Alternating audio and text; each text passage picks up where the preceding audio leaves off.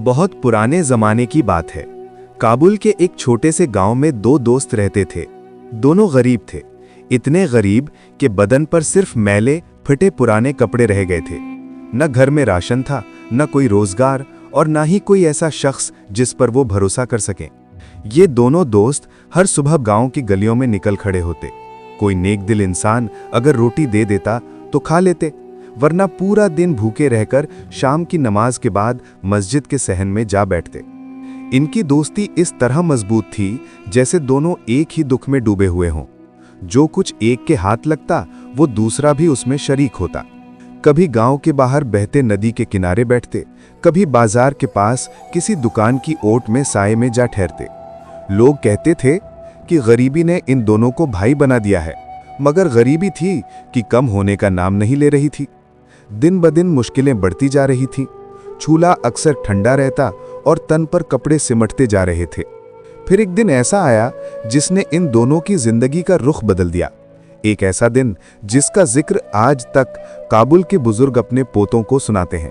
एक दिन दोनों दोस्तों ने बात की कि इस शहर में हमारे लिए कुछ नहीं बचा, किस्मत के दरवाजे बंद हो चुके हैं। दूसरे ने कहा कि सही है, हमें गजनी जाना चाहिए।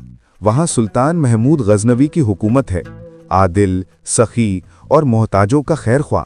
फैसला हुआ कि सुबह सादिक के वक्त निकलेंगे और जाकर सुल्तान से मदद की दरख्वास्त करेंगे। और यूं दोनों दोस्त काबुल के शहर को छोड़ने की तैयारी करने लगे। दोनों दोस्त सुबह सवेरे निकले और अपने तवील सफर का आगाज किया। जंगलों, खुले मैदानों और बयाबानों को पार करते हुए रास्ते में एक नेक और गरीब मुसाफिर उनके सामने आ गया। उसने पूछा कि बताओ भाइयों, कौन सी ख्वाहिश ने तुम्हें सफर पर मजबूर किया? काबुल के दोनों दोस्तों ने अपनी मजबूरी और गरीबी बयान की और कहा कि वो सुल्तान महमूद गजनवी से मदद की उम्मीद लेकर जा रहे हैं। नेक आदमी ने सर हिलाया और जवाब दिया कि मैं सुल्तान से नहीं बल्कि उस रब से मांगने निकला हूं जिसके दरवाजे से बादशाह भी हाजत मांगते हैं। ये कहकर वो तीनों इकट्ठे सफर पर निकले और यूं तवील राहों के बाद गजनी पहुंच गए। शहर पहुंचकर वो तीनों एक पुराना टूटा हुआ खंडहर देखकर वहां रात गुजारने लगे। उसी रात सुल्तान महमूद भेष बदलकर शहर की गलियों में चल रहा था। वो खंडहर के पास आया और उनसे बात करने लगा। काबुल के दोनों दोस्तों ने अपनी ख्वाहिशें बताईं। पहला बोला, अगर मुझे 10,000 दिनार मिल जाएं तो मैं कारोबार कर लूंगा। दूसरा बोला, एक खूबसूरत कनीज मिल जाए ताकि शादी करके किस्मत बदल जाए। नेक आदमी खामोश रहा। जब सुल्तान ने पूछा तो उसने कहा कि मेरी ख्वाहिश सिर्फ रब से है। अगर तुम पर उसका फजल है तो मेरे लिए दुआ करो कि मेरा हर अमल उसकी रजा के मुताबिक हो जाए।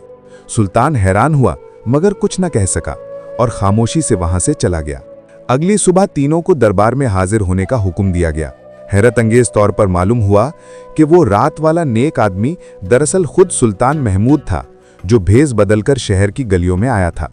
सुल्तान ने दोनों काबुल वालों की ख्वाहिशें पूरी की। पहले को 2 थैले सोने के दिए गए, दूसरे को एक हसीन कनीज दी गई। नेक आदमी ने कुछ ना मांगा न लिया, बस खामोशी से अल्लाह का शुक्र अदा किया। दरबार में एक दरबारी आगे बढ़ा और सुल्तान से कहा, जिसने आपसे कुछ ना मांगा उसने तो गोया आपकी बेकदरी की है, आपकी अजमत को नहीं पहचाना। ऐसे गुस्ताख को कत्ल कर देना चाहिए।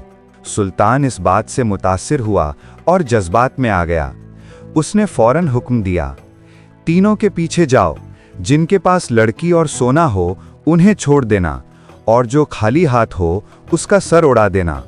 रास्ते में वो नेक आदमी थक कर सोने के थैले उठाए हुए था। असल मालिक के हाथ खाली थे। जल्लाद ने तदबीर और तकदीर के अजीब खेल के सबब गलती से असल मालिक का सर उड़ा दिया। ये देखकर बाकी लोग थर थर कांप गए और नेक आदमी भी हैरान रह गया कि ये क्या हुआ। बाकी बचने वाला काबुल का शख्स लालच में आ गया और बोला, ये सोना मेरा है, मुझे दे दो। नेक आदमी ने फौरन सारा सोना उसे दे दिया। जब जल्लाद दोबारा आया तो देखा कि सोना लालची के पास है और नेक आदमी खाली हाथ है। जल्लाद ने तकदीर के अजीब खेल के सबब लालची शख्स का भी सर उड़ा दिया। जब जल्लाद नेक आदमी को सर के लिए ले गया तो सुल्तान ने गौर किया और समझ गया कि असल गुनाहगार नहीं मारा गया।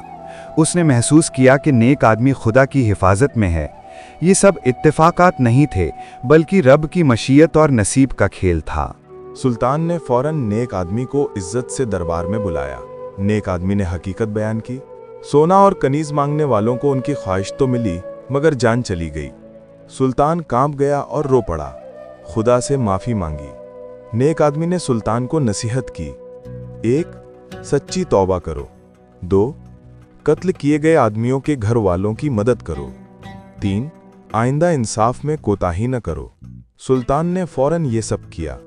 सुल्तान ने कहा, एक ख्वाहिश तो जरूर बताओ।